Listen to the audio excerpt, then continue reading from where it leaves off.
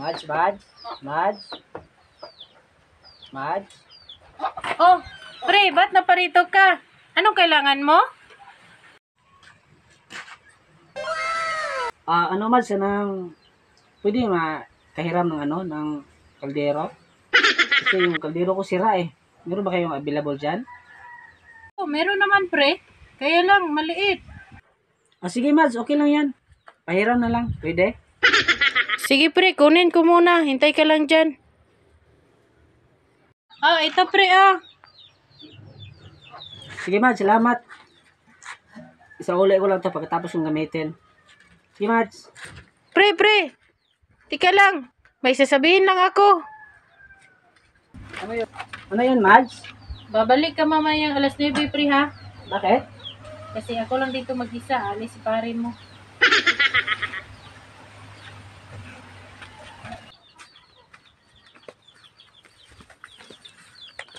Ano kaya ibig sabihin ni Mari nun? Babalik daw ako. Tapos siya lang daw mag-isa. Tapos wala si pare. Ano sigurong kailangan niya? Baka may importante lang.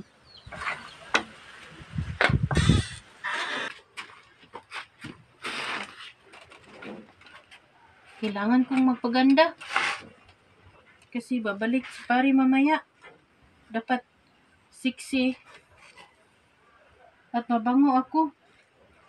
Saan kaya ang pampaganda ko? Ito pala.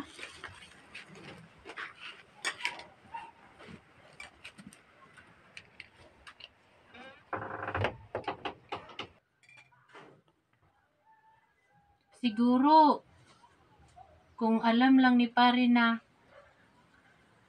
may gusto ako sa kanya dati pa,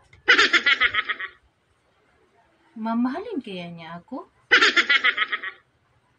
Kaya lang, subang turpe ng taong yun. Pero ngayon, sigurado akong iparamdam sa kanya ang nararamdaman ko.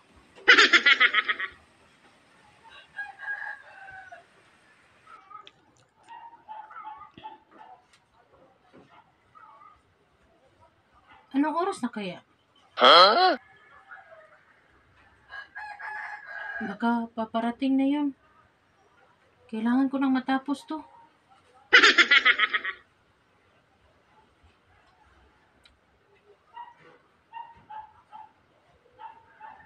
Magugustuhan kaya niyang ayos kong to?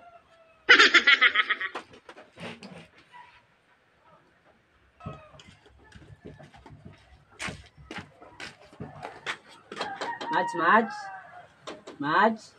Pasok lang.